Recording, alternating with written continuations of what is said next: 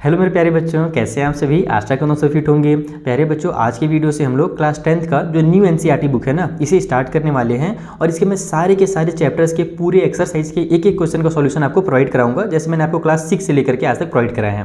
तो देखो बच्चा, इसका पहले से भी मैंने पहले वीडियो बनाया था, लेकिन वो मेरे पुरानी बुक से मैंने बनाया था, तो इसीलिए हम लोग नया बुक स्टार्ट कर रहे हैं। और ये भी ध्यान रखना है कि सारे चैप्टर्स की स्टार्टिंग से पहले आपको एक इंट्रोडक्शन वीडियो जरूर देख लेना है, जो मैं पहले ही बना करके आपको इस प्लेलिस्ट में प्रोवाइड करा दूंगा। यानी चैप्टर नंबर 1 का जो प्लेलिस्ट रहेगा ना, उसमें आपको इस चैप्टर का इंट्रोडक्शन वीडियो भी मिल जाएगा, तो वो भी आप जरूर देख लीजिएगा। तो चलिए स्टार्ट करें टाइम वेस्ट के बिना और फटाफट क्वेश्चंस को सॉल्व करते हैं। और छोटा सा रिक्वेस्ट है, आप जल्दी से इस वीडियो को अपने फ्रेंड्स के साथ शेयर कर दो, ताकि उनको भी हेल्प मिल सके और मुझे भी थोड़ा सा मोटिवेशन मिल सके। चलिए स्टार्ट करते हैं क्वेश्चन सॉल्व करना।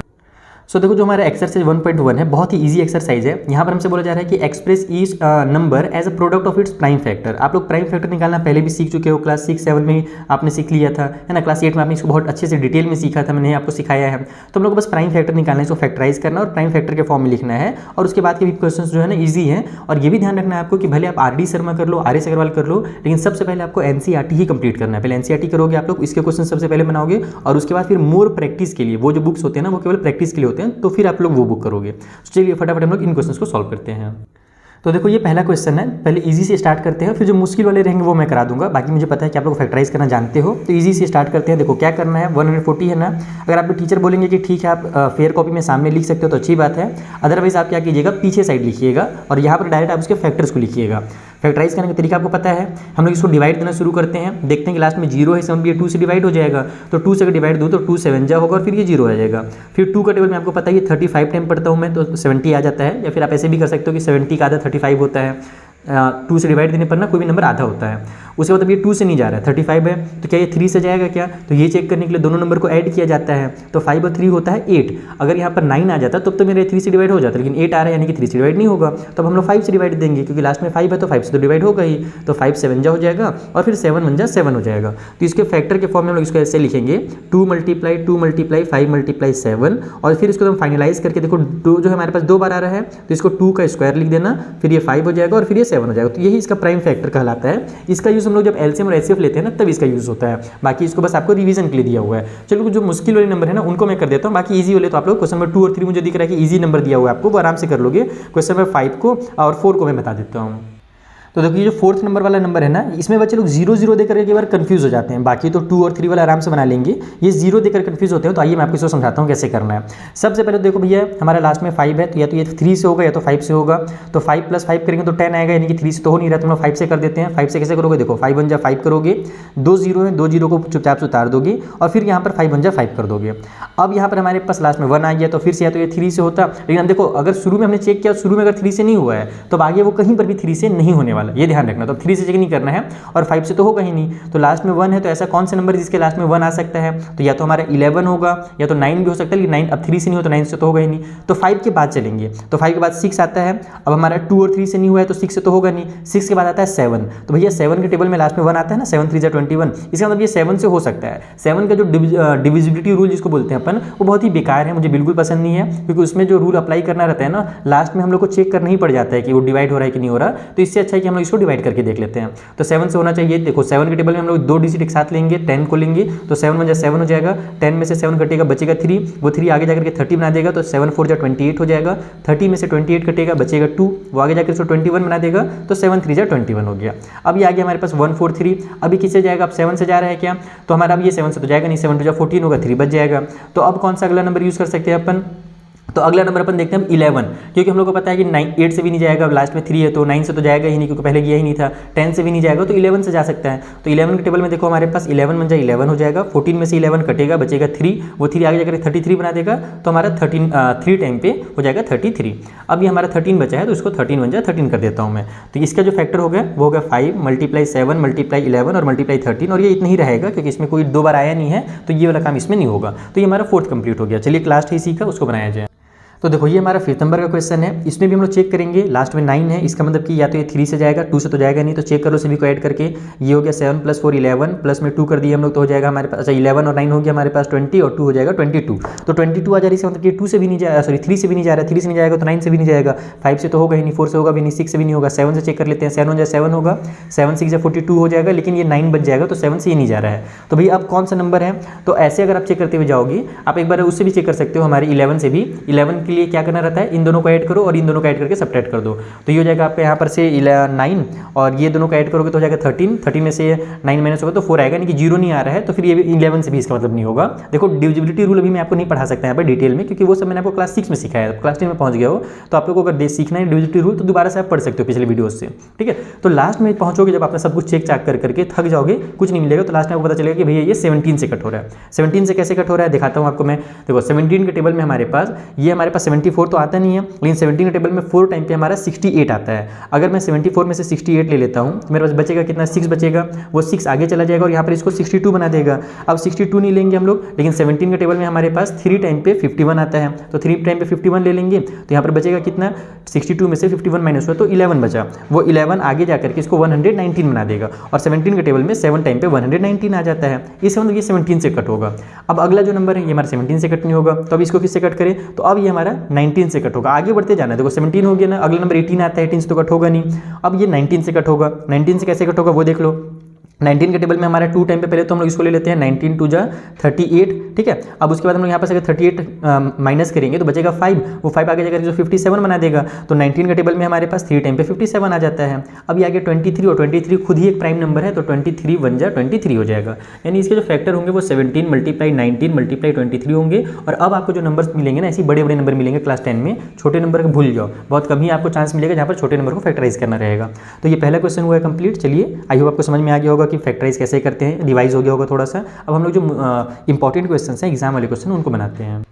तो देखो क्लास 10th में एक रूल पढ़ना है, बहुत ही इंपॉर्टेंट रूल है, इससे MCQs बहुत ज़्यादा आते हैं। वो रूल क्या है कि जब कभी भी आप किसी भी दो नंबर का LCM मल्टीप्लाई HCF करोगे ना, LCM और HCF का मल्टीप्लाई करोगे तो वो इक्वल होता है प्रोडक्ट ऑफ 2 नंबर्स। जैसे कि इन दोनों का जब मैं LCM निकालूंगा और इन्हीं दोनों का जब मैं HCF निकालूंगा, और LCM और HCF का जब मैं मल्टीप्लाई करूंगा ना, तो जितना भी प्रोडक्ट निकल करके आएगा मल्टीप्लाई करने पर LCM और HCF का, और उसी तरीके से मैं जब 26 और 91 को मल्टीप्लाई करूंगा तो जो प्रोडक्ट आएगा दोनों आपस में हमेशा बराबर होते हैं। तो वही हमको बोल रहे हैं इस क्वेश्चन में कि LCM और HCF फाइंड कीजिए और इस वाले रूल को यहाँ पर वेरीफाई कर दीजिए, ताकि ये रूल आपको याद हो जाए अच्छे से। वैसे वेरीफाई करने के लिए क्वेश्चन आता नहीं है, लेकिन इस फॉर्मूला से रिलेटेड क्वेश्चन एग्जाम में जरूर आता है, ताकि हम लोग इसे सॉल्व करें।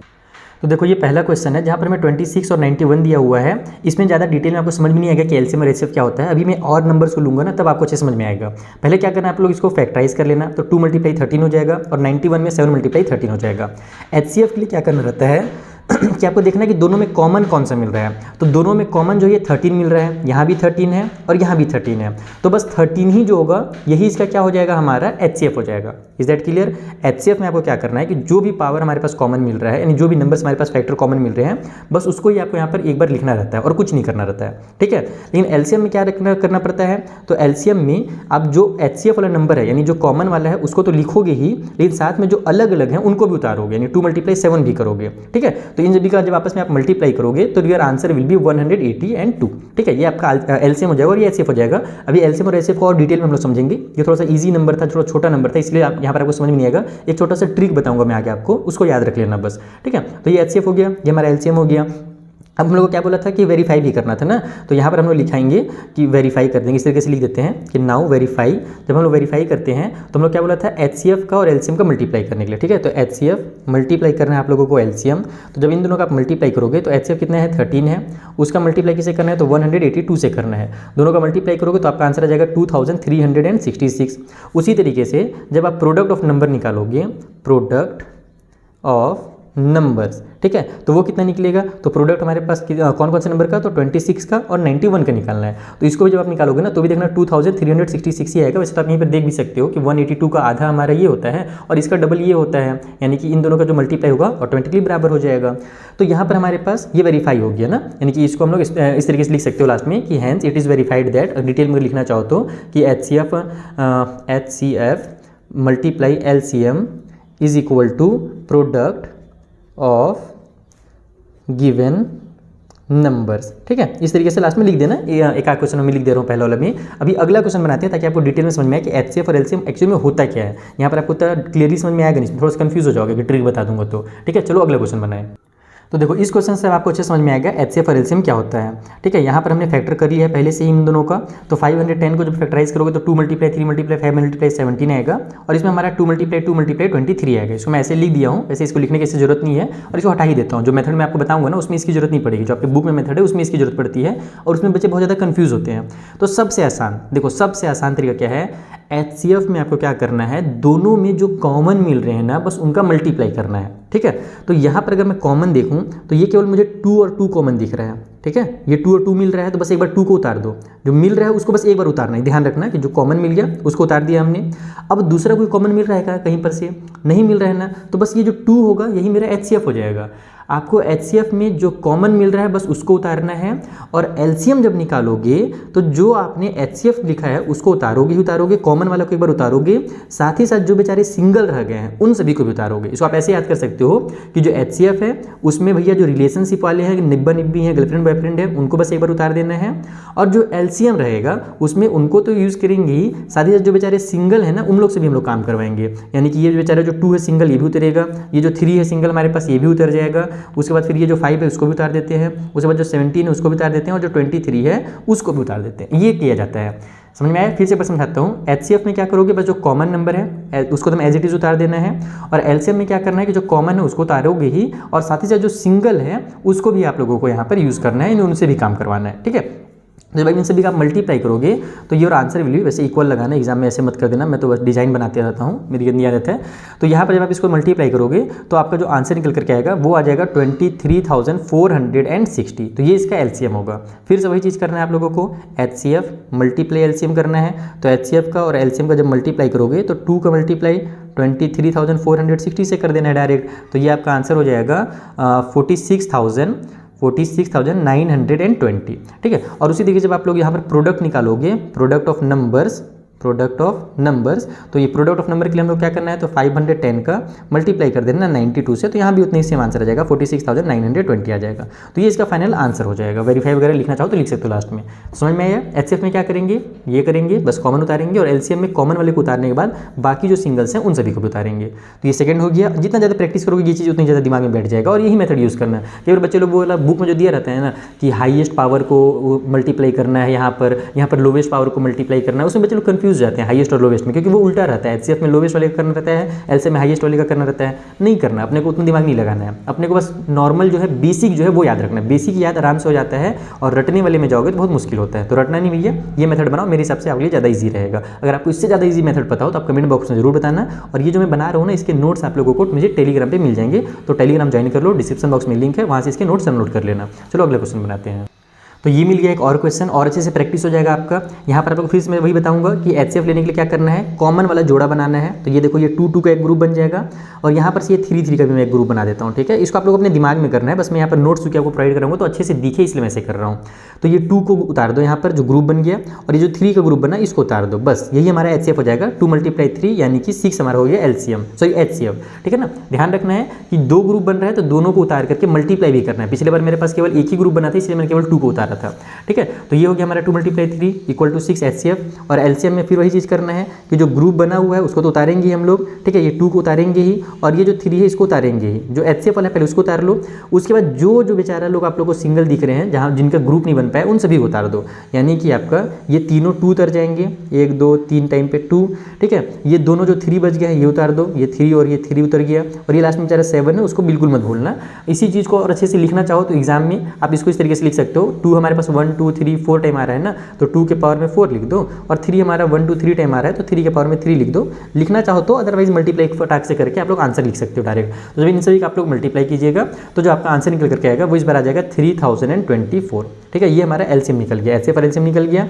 फिर से वही काम करो, एचसीएफ मल्टीप्लाई में एलसीएम कर देते हैं फटाफट। तो ये हो जाएगा आपका एचसीएफ कितना था भैया, 6 था, और एलसीएम हमारे पास 3024 है। ठीक है, तो ये हमारे पास जब मल्टीप्लाई करोगे आप इन दोनों का तो आपका जो आंसर निकल करके आएगा ना वो निकल करके आ जाएगा 18,144। ठीक है, ये आपका HCF मल्टीप्लाई LCM निकल करके आ गया। और सेम टू सेम यहाँ पर भी आएगा। देखो एग्जाम में जब बनाओगे ना इस टाइप से क्वेश्चन को तो 2 बार मल्टीप्लाई मत करना, ठीक है। अगर आपका HCF मल्टीप्लाई इतना आ रहा है ना तो आपका जो प्रोडक्ट निकल करके आएगा दोनों नंबर का वो भी इतना ही आएगा, यानी 336 का जब 54 से मल्टीप्लाई करोगे तो भी आपका 18,144 ही आएगा। तो बस एक बार मल्टीप्लाई करना, दोबारा टाइम वेस्ट नहीं करना। तो ये हमारा क्वेश्चन नंबर 2 कंप्लीट हुआ। यहाँ पर आपने HCF और LCM लिखना सीखा और ये वाला जो रूल है ये समझ में आ गया आपको, ठीक है। अब हम लोग चलते हैं अगले क्वेश्चन के पास, देखते हैं वहाँ पर क्या दिया हुआ है और फिर से कुछ नई चीज़ सीखेंगे। तो देखो थर्ड वाले क्वेश्चन में बोल रहा है फिर से वही चीज़ कि LCM और HCF फाइंड कीजिए, जो फॉलोइंग नंबर्स आपको दिए हुए हैं और प्राइम फैक्टराइजेशन मेथड यूज़ करना है। जो मेथड हम लोग यूज़ किए ना वो प्राइम फैक्टराइजेशन मेथड उसी को बोलते हैं, ठीक है। यानी कि आपको फैक्टर निकालना रहता है। तो दूसरा मेथड कौन सा होता है? दूसरा वो लॉन्ग डिवीजन वाला मेथड होता है, डिवीजन करते जाते हैं और उससे भी HCF और LCM निकलता है। बचपन में वही मेथड यूज़ करता था, लेकिन आप लोग को प्राइम फैक्टराइजेशन मेथड ही सीखना है क्योंकि आपके बुक में यही ज़्यादातर दिया हुआ है। चलिए फटाफट इसको सॉल्व कर लेते हैं। सो ये रहा हमारा फर्स्ट क्वेश्चन जहाँ पर 12, 15 और 21 दिया हुआ था। सभी को फैक्टराइज कर लीजिए और जो मेथड हमने पिछले वाले क्वेश्चन में सीखा है सेम वही मेथड यूज़ करेंगे। बस पिछले बार जो ग्रुप बन रहा था वो 2 नंबर का बन रहा था ना, क्योंकि 2 ही नंबर दिए हुए थे। इस बार हमें तीनों में देखना है कॉमन, ठीक है। तो यहाँ पर देखो 2 है लेकिन इनके पास 2 नहीं है, यहाँ पर 3 है, इसके पास भी 3 और इसके पास भी 3 है, यानी कि ये वाला 3, ये 3 और इस 3 का एक ग्रुप बन जा रहा है तीनों के पास। तो 3 ही क्या होगा इसका HCF हो जाएगा, बस खत्म खेल। कुछ दूसरा तो ग्रुप बन नहीं रहा है तो कोई दूसरा नंबर मिलेगा ही नहीं। और जब LCM निकालोगे तो आप लोग पता है कि जो HCF वाला ग्रुप बना था उसको उतारेंगे एक बार। उसके अलावा जो सिंगल बचे हुए थे, ये 2 सिंगल बचे हुए थे तो 2 और 2 को उतार दो। ये 5 हमारा बेचारा सिंगल था उसको उतार दो और ये 7 का भी ग्रुप नहीं बन पाया तो 7 को उतार दो। और इन सभी का जब आप मल्टीप्लाई करोगे, मेरी आदत बिगड़ गई यार ऐसे करने की, तो जब मल्टीप्लाई करोगे ना तो योर आंसर विल बी 420। बस यही इसका आंसर हो जाएगा और कुछ करना भी नहीं, इसमें वेरीफाई वगैरह भी कुछ नहीं करना है। अगला क्वेश्चन बड़ा ही मजेदार है जहाँ पर हमें 17 दिया हुआ था, 23 दिया हुआ था, 29 दिया हुआ था। 17 का फैक्टर आपको पता ही है कि 17 का केवल एक 1 फैक्टर होता है और खुद 17 होता है क्योंकि प्राइम नंबर है। ये केवल या तो 1 से डिवाइड होगा तो 17 से डिवाइड होगा। या इसको ऐसे ही बोल सकते हो कि 17 जो है या तो 1 के टेबल में आता है या तो 17 खुद 17 के टेबल में आता है। उसी तरीके से 23 भी और 29 भी है। तो इसका मतलब क्या हुआ भाई कि जो HCF होगा हाईएस्ट कॉमन फैक्टर, तो दूसरे नंबर का तो ग्रुप बन नहीं रहा है, केवल ये 1 1 का ग्रुप बन रहा है, तो HCF जो होगा वो 1 हो जाएगा। और LCM निकालने के लिए आपको पता ही है कि जो HCF है उसको हम लोग एक बार लिख देंगे। अगर नहीं 1 को नहीं भी लिखोगे तो भी चलेगा, लेकिन चूंकि आदत मैं आपका बना रहा हूँ लिखने का इसलिए मैं यहाँ पर 1 लिख देता हूँ। और साथ ही साथ जो नंबर्स हैं सभी को उतार दोगे, 17 को, 23 को और 29 को। तो इन सभी का मल्टीप्लाई करोगे तो आपका आंसर 11, 33 एंड 9 आ जाएगा। ये हो गया इसका सेकंड वाले का आंसर।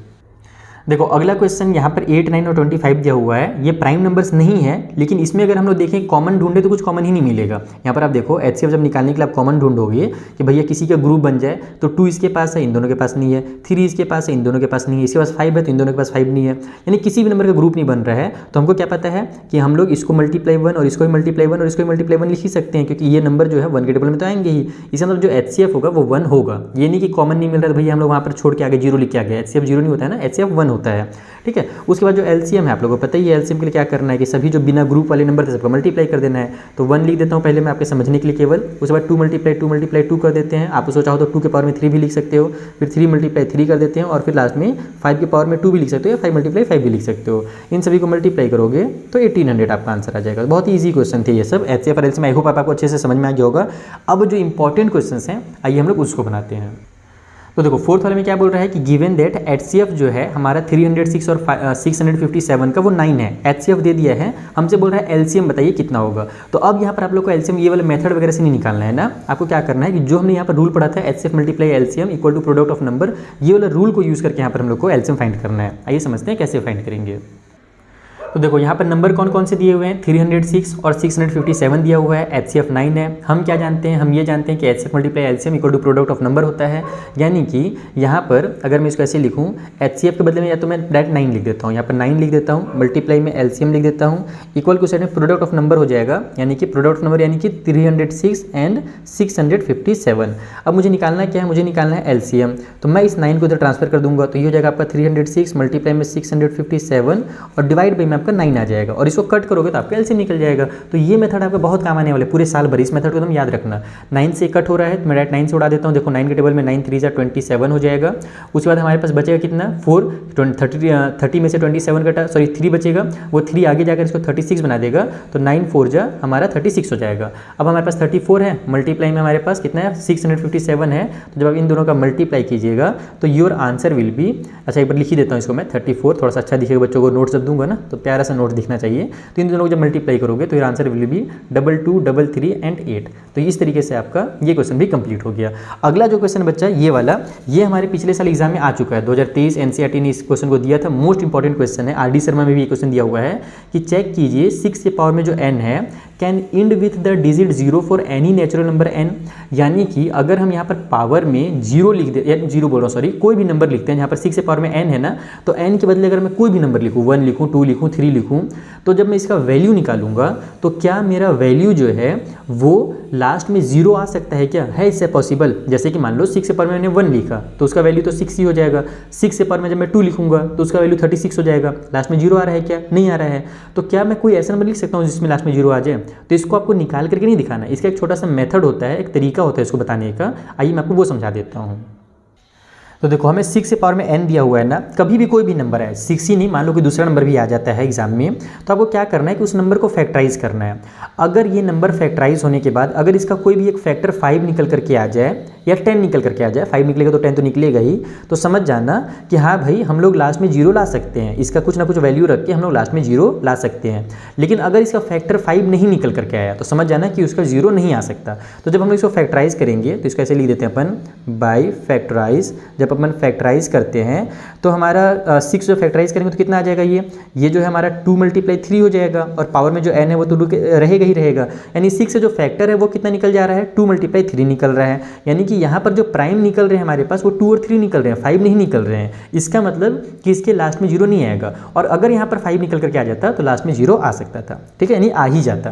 तो हम लोग इसको ऐसे लिखते हैं, इसका तरीका लिखने का ये है, अगर एग्जाम में मान लो आ गया फिर से तो, कि ओनली प्राइम्स, जो हमारे पास प्राइम्स यहाँ पर अपन देख रहे हैं in the factorisation, by the factorisation of 6 is नहीं आर होगा, आर होगा, आर 2 and 3, ठीक है। जो फैक्टराइज किया हम लोग तो जो प्राइम हमारा निकला वो कितना निकला, 2 और 3 निकल गया, एंड नॉट 5, यानी कि हमारा जो 5 है वो नहीं निकल रहा है। ये बहुत जरूरी लिखना ना, ये भी जरूरी लिखना कि 2 और 3 निकल रहे हैं और 5 हमारा नहीं निकल रहा है। इसका मतलब ये हुआ हैंस कि जो हमारा 6 के पावर में n है वो कभी भी हमारा 0 के साथ इंड नहीं होगा। तो कांट इंड विथ डिजिट 0, बस खत्म, इतना ही करना और कुछ करना ही नहीं है। अगर यहाँ पर एक फैक्टर निकल जाता है 5 तो हम लिख देते हैं कि यस 6 पावर में n will end with digit 0, या अगर यहाँ पर नहीं निकला तो बस कैन नॉट इंड विद 0, बस इतना ही करना और कुछ करना ही नहीं है। और इंपॉर्टेंट क्वेश्चन भी ना ये आ चुका पिछले साल, बता दे रहा हूँ मैं तुम लोगों को बोर्ड्स में। चलो जो अगला क्वेश्चन है फटाफट उनको बनाया जाए। सो अगले क्वेश्चन में क्या बोल रहा है, एक्सप्लेन कीजिए वाई 7 × 11 × 13 + 13 एंड 7 × 6 5 4 3 2 1 प्लस में 5 आर कंपोजिट नंबर। यानी कि ये हमारा कंपोजिट नंबर है और ये भी जो है कंपोजिट नंबर है, हमको ये एक्सप्लेन करना है। तो देखो कंपोजिट और प्राइम नंबर तुम लोग को पता है, प्राइम किसको बोलते हैं, ऐसे नंबर जिसका फैक्टर या तो 1 हो और केवल वही नंबर हो, बस ये जो अगर रूल फॉलो कर रहा है तो वो प्राइम नंबर कहलाएगा।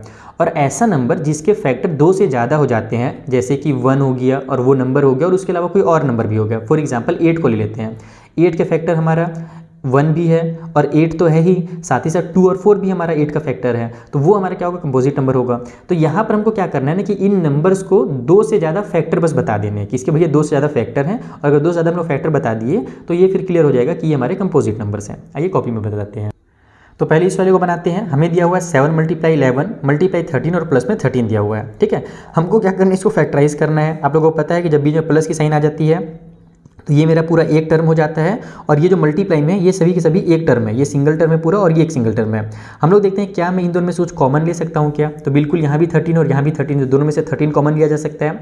तो अगर मैं 13 को कॉमन लूँगा तो मेरे पास बचेगा क्या ब्रैकेट में, यहाँ पर 7 × 11 बच जाएगा, और यहाँ पर हमारे पास प्लस की साइन के बाद हम लोग 1 लिखेंगे। फैक्टर कॉमन लेने तो हम लोग को याद है ना, क्लास 8 में मैं सिखाया हूँ फैक्टराइजेशन मेथड से, स्प्लिटिंग मेथड वाला में हम लोग कॉमन लेने सीखे थे ना, बस वही चीज़ किया मैंने। यहाँ पर हमारे पास 13 था तो ये सभी तो मिले हुए यहाँ पर मल्टीप्लाई में है, तो हम लोग जानते हैं कि 13 जब इसके पास जाएगा तो इन सभी से केवल मल्टीप्लाई हो जाएगा।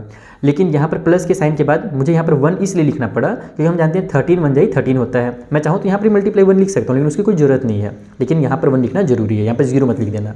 तो ये आपका हो जाएगा 13 और मल्टीप्लाई में ये हो जाएगा 77 और प्लस में 1 8 यानी कि 78 हो गया। तो हम क्या देख रहे हैं कि इसके जो फैक्टर हैं वो 13 मल्टीप्लाई 78 आ रहे हैं, यानी कि इसका फैक्टर क्या हो गए 2 से ज़्यादा हो गए। 2 यहाँ पर ऐसे दिख रहे हैं, उसके अलावा भैया एक इसका एक और फैक्टर होगा, उसके अलावा ये जो कंप्लीट नंबर है वो भी इसका एक फैक्टर होगा। ठीक है, तो कहने का मतलब है कि हमारे पास इसके 2 से ज़्यादा फैक्टर निकल करके आ गए। 2 दिख रहे हैं अपने को, उसके अलावा 1 है और एक ये नंबर भी फैक्टर है, तो इसीलिए ये क्या होगा कंपोजिट नंबर होगा। तो इसको ऐसे लिखते हैं कि सिंस इट हैज़ मोर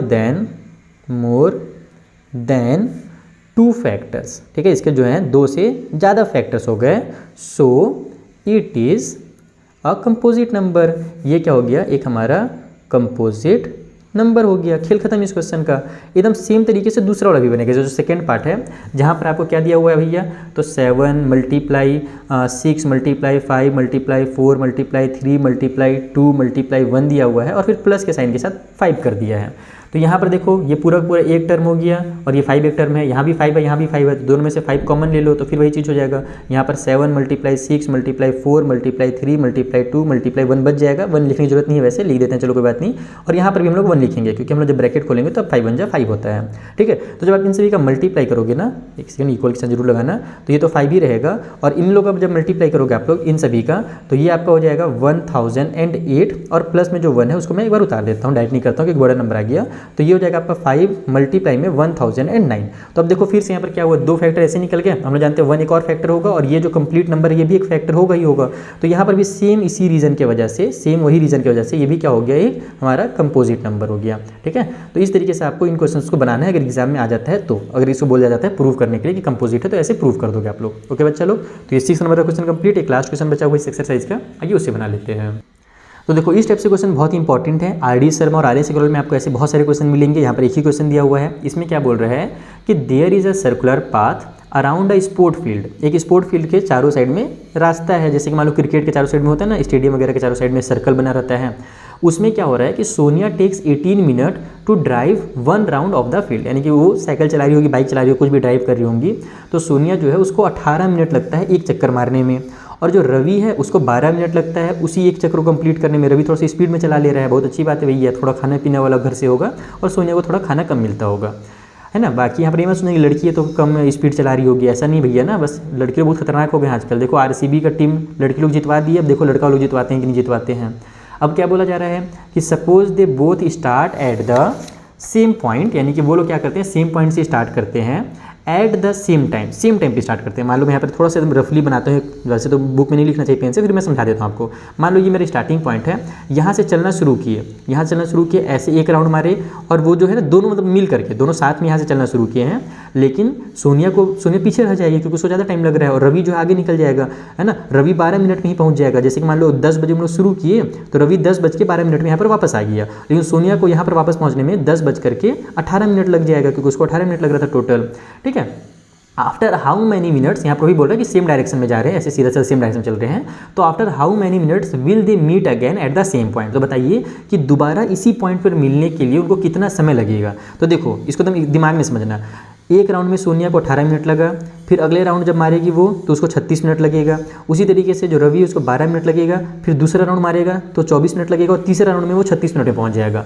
यानी कि 36 मिनट में सोनिया 2 राउंड मार करके यहाँ पर पहुंचेगी और रवि 36 मिनट में 3 राउंड मार करके यहाँ पर पहुंचेगा, यानी दोनों 36 मिनट में दोबारा इस जगह पर पहुँच जाएंगे। Is that clear? तो अब इसको लिखना कैसे है ये समझ में तो आ गया ना, कॉन्सेप्ट तो समझ में आ गया कि इसमें पूछा क्या था। अच्छा इसमें निकालना क्या है, तो ऐसे क्वेश्चन में हमेशा एलसीएम निकालते हैं। ठीक है, क्योंकि 12 और 18 का जो एलसीएम होगा वही 36 होगा, इसीलिए यहाँ पर ये दोनों 36 मिनट में पहुँच रहे हैं। बाकी उसका कॉन्सेप्ट क्या है वो मैंने आपको समझा दिया। जब एक राउंड मारेगा तो 12 मिनट, फिर 24 मिनट और फिर 36 मिनट में, और सोनिया 18 मिनट और फिर दोबारा में 36 मिनट में पहुंचेगी। तो ये इसका कॉन्सेप्ट है। अब इसको कॉपी में कैसे लिखना है ये समझते हैं। तो देखो एकदम इजी तरीके से मैं आपको बता रहा हूँ लिखना, आपको एग्जाम में ऐसे ही लिखना है, प्यारा सा भी दिखेगा और अच्छा भी दिखेगा टीचर को चेक करने में। यहाँ पर बोल रहा है कि time taken by Sonia, Sonia ने कितना समय लिया, 18 मिनट लिया, और उसी तरीके से रवि ने 12 मिनट लिया है। हमको पता है कि ऐसे क्वेश्चन में एलसीएम निकालना है, बाकी क्यों निकालना है बहुत सारे क्वेश्चन प्रैक्टिस करोगे तब आपको समझ में आएगा, और वो समय आरडी शर्मा और आरएस अग्रवाल की बुक में आपको पहले भी सिखा चुका हूँ और फिर सिखाऊंगा डिटेल में। तो यहाँ पर 12 और 18 का एलसीएम लेंगे तो 12 के फैक्टर 2 × 3 हो गया, 18 का 2 × 3 हो गया। तो यहाँ पर जब आप एलसीएम निकालोगे तो कितना निकल करके आएगा, हम लोग पता है कि जो कॉमन वाला है उसको तो एक बार उतारना उतारना है तो 2 को एक बार उतार देंगे। फिर ये जो 3 है ये भी हमारा कॉमन मिल रहा है तो 3 को भी एक बार उतार देते हैं, बहुत अच्छी बात है। उसके बाद ये 2 और 3 सिंगल सिंगल जो बच गए उनको भी उतारना रहता है, तुम लोगों में जैसे कि सिखा चुका हूँ पहले ही। तो इन सभी का जब आप मल्टीप्लाई करोगे तो 2 3 जा 6, 6 2 जा 12, 12 3 जा 36 हो गया। तो 36 आ गया ना एलसीएम। इसका मतलब आप इस तरीके से लिखोगे कि हैंस या देयरफॉर जो भी करके लिखना चाहो, hence Ravi and Sonia will meet together at the starting point, ठीक है, स्टार्टिंग पॉइंट आफ्टर कितने मिनट, तो 36 मिनट। तो इस तरीके से ये क्वेश्चन जो है आपका वो कंप्लीट हो जाएगा, ठीक है। क्या लिख दिया यहाँ पे, मिनट्स में क्या लिख दिया मिनट्यूज लिख दिया, सॉरी बच्चे लोग, मिनट्स, ठीक है। तो इस तरीके से आपका क्वेश्चन हुआ कंप्लीट और यहाँ पर हमारी एक्सरसाइज भी कंप्लीट हो गया। आप लोगों को अगर इसके नोट्स चाहिए तो नोट्स इन MD सर टेलीग्राम, ठीक है, टेलीग्राम चैनल जो हमारा है उसमें आपको इसके नोट्स मिल जाएंगे। वहाँ से जाकर के आप इसके नोट्स डाउनलोड कर लेना ताकि आप लोगों को फेयर वगैरह करने में टाइम वेस्ट ना करना पड़े और फटाफट आप लोग केवल पढ़ाई में फोकस कर सको, ठीक है बच्चे लोग। चलो मिलते हैं किसी नेक्स्ट वीडियो में जहाँ पर जो अगला एक्सरसाइज है उसे भी कंप्लीट करेंगे। साथ ही साथ आपकी स्कूल में अगर RD शर्मा चल रहा है तो मैंने RD शर्मा के सॉल्यूशंस भी बनाने शुरू कर दिए हैं और आर्य सेवल की बुक तो मैंने पहले ही कंप्लीट कर दिया है, तो आप आर्य सेवल के सॉल्यूशंस देख सकते हो। बाकी आर्य सेवल से मत ही पढ़ना, इस बार ज़्यादा बेटर है। RD शर्मा मेरे हिसाब से ज़्यादा बेहतर रहेगा आपके लिए क्लास 10th में इस साल, ठीक है। चलिए मिलते हैं नेक्स्ट वीडियो में, तब तक के thank you for watching. Like करना मत भूलिएगा, शेयर करना मत भूलिएगा और सब्सक्राइब करना मत भूलिएगा ताकि मैं मोटिवेट होता रहूं और इसी तरीके से जो इंपॉर्टेंट वीडियोस हैं आगे के चैप्टर के वो मैं फटाफट बनाता रहूं।